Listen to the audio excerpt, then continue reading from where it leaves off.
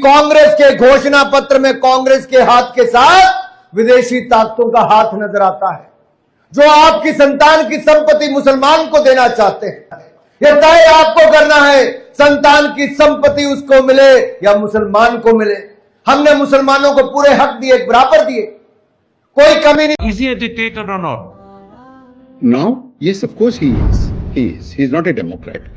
He doesn't bother about the parliament. He doesn't bother about center state relations. He doesn't bother about the office of the president of India. He doesn't bother about anybody in the government. And you know, he is no more what he used to be in 2014, a team India, which is Prime Minister and the Chief Ministers. Your answer to my question, is Narendra Modi a dictator? Was, of course he's a dictator. Yes. He has set India back in terms of economy at least 20 years to 25 years. In terms of polity, at least he has taken us back to pre-independence days.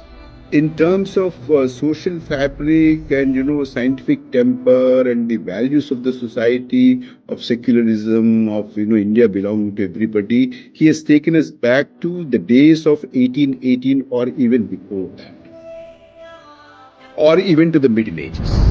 A return to power of this present government with this kind of a narrative, with this kind of a track record, current, it would spell disaster. ठीक है, कितने की bell? 30 रुपए की bell. Guys, bell ready हो गई है, चलिए इसे टेस्ट करते हैं। पहला नरेंद्र मोदी को जेल में डालो। नरेंद्र मोदी को जेल? माफ कर दो, जान दो। 40 साल हो गए इंदिरा गांधी मर के। इंदिरा गांधी ने ऐसा बोला वैसा बोला बोलता है। 2014 में तुम क्या बोला था? काला धन लाएगा, गरीब का खाता में 15 लाख जमा करेगा। 15 पैसा आया। बेल गिर जाएगी आपके अंकल। तो गाइस, इसी के साथ आप समझ गए अंकल का ओपिनियन। वैसे मैंने मांगा नहीं था, मैं तो भेलपुरी खाने आया था, बट आजकल यार हवा इस चीज की चल रही है, तो हर तरफ हमें इसका भी बहाव मिल रहा है देखने को।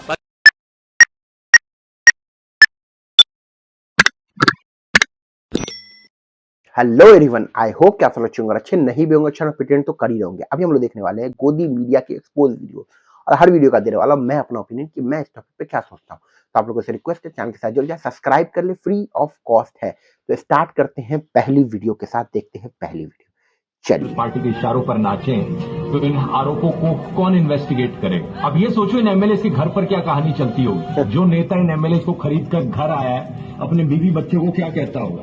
अरे कहाँ हो जी, जल्दी आओ, बहुत बढ़िया खुशखबरी लेकर आया हूँ, जनता की आवाज को दबाकर आया हूँ, लोकतंत्र का गला घोट कर आया हूँ, लाओ जी लाओ, मिठाई लाओ। और दूसरा एमएलए जो बिक गया है कुछ करोड़ पैसों के लिए, वो अपने घर में जाकर क्या कहता होगा? ये देखो मेरे बच्चों, कितना सारा पैसा लाया हूँ, भारत माता के दामन पर आज हॉर्स ट्रेडिंग का दाग लगा कर आया हूँ, लो मिठाई खाओ। ऐसे नेताओं पर काफी गुस्सा आता है, लेकिन साथ ही दया भी कि ये कितने मिजरेबल हैं, कितने नीचे गिरे हुए हैं। अच्छा, पैसे का लालच दिखाना और हॉर्स ट्रेडिंग करना तो सिर्फ एक तरीका है, इससे नहीं माना कोई एमएलए तो दूसरा तरीका है इन्वेस्टिगेटिव एजेंसीज, ईडी का इस्तेमाल करना, ईडी की वेपनाइजेशन। पिछले साल 14 पॉलिटिकल पार्टीज ने सुप्रीम कोर्ट में कंप्लेन करी थी कि कैसे सरकार, सीबीआई और बिल्कुल सही बात है यार, कि जो है ना नेता तो बिक जाते हैं, ईमान साला इसे बोलते हैं। नेता लोगों को कभी सपोर्ट मत करो, किसी पार्टी का सपोर्ट मत करो, सवाल करो, ठीक है। दूसरी बात क्या है ना कि भैया अगर ईडी सीबीआई है इस देश के अंदर, तो भैया सबको घेरे ना यार। कितने कितने तो घोटालेबाज नेता लोग हैं यार, हमको समझ में नहीं आता कि लोग मतलब विपक्ष के पीछे कैसे क्यों पड़ा हुआ है। ईडी सीबीआई को ये बात समझ में नहीं आती, अगर रेड मारना हर गिरी कैसे बच जा रहा है यार। मतलब फिर हम लोग बोलते हैं यार कि ईडी सीबीआई जो है एकदम निष्पक्ष है, ये है वो, कैसे मान ले हम, कैसे मान ले, हम ये बताओ। अब आपका क्या ओपिनियन इस चीज को लेकर कमेंट में बताओ। चलो अगला देखो। मार्केट में एक नई वॉशिंग मशीन आई है, बीजेपी वॉशिंग मशीन। पेश है नई और अत्याधुनिक सभी स्कैम्स को धोने वाली बीजेपी वॉशिंग मशीन। क्या आप पर ईडी सीबीआई कार्यवाही कर रही है? Don't worry, BJP washing machine use करो और अपने पुराने दाग धब्बे धो डालो। सर्फ एक्सेल की टैगलाइन है दाग अच्छे हैं, और बीजेपी ने इस चीज को बहुत सीरियसली ले लिया है। ये है आदर्श हाउसिंग सोसाइटी, जो हमारी सरकार ने बनाई थी हमारे कारगिल के हीरोज के लिए। और एक इन्वेस्टिगेशन ने दिखाया कि इस बिल्डिंग में कई अपार्टमेंट्स पॉलिटिशियंस और उनकी फैमिली ने ले लिए, इंक्लूडिंग 3 अपार्टमेंट्स कांग्रेस के चीफ मिनिस्टर अशोक चौहान ने। ये इतना बड़ा पॉलिटिकल इशू बन गया कि उनके खिलाफ सीबीआई और ईडी इन्वेस्टिगेशंस भी हुई, और अपनी कैंपेनिंग के दौरान मोदी जी ने एक स्पीच भी दी। ध्यान से सुनो। अशोक चौहान के खिलाफ कार्रवाई होगी, ये कहां तक नहीं कहा था? क्या टिकट देना ये कार्रवाई है क्या? अब 10 साल आगे आते हैं। 8 फरवरी को फाइनेंस मिनिस्ट्री ने एक व्हाइट पेपर रिलीज किया जहां उन्होंने यूपीए के करप्शन स्कैम्स के बारे में बात करी।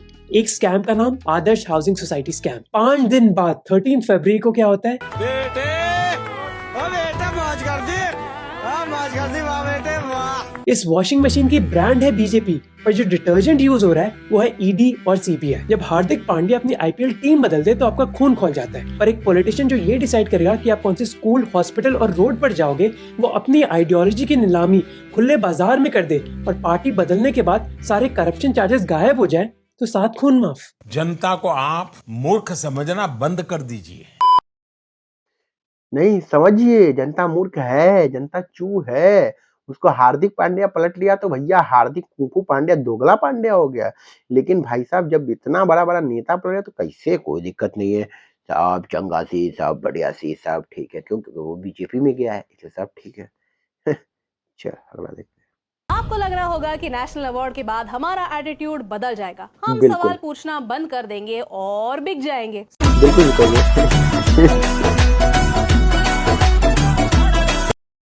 बात तो सही, खुद ही अपने मुंह से बोल दिया, अच्छा लगा ये सुन के।